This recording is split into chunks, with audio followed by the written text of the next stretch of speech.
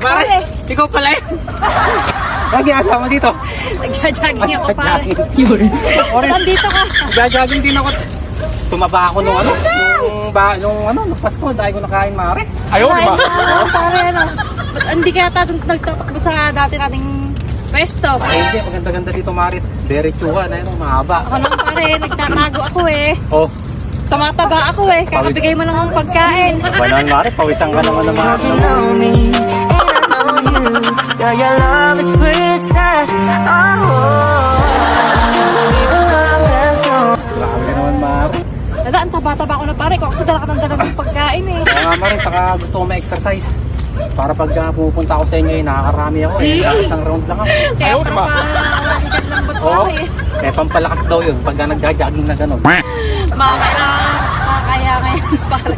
Ano ba? Gusto kong kumuha ng tatlo eh. Tatlo. Kaya pala pagkakami, nagmamasay ka parang lambot ka. Oo nga mare, kaya nga nagpapalakas ako eh. Ganda ka pa. Ganda rito, no? Lakas ng tama mo pare, tapos mamaya kakain ka naman. Pampalakas ko nga yun. Ako pare, diet muna ako. Huwag ka muna magdadala ng pagkain sa bahay. Nananaba ako.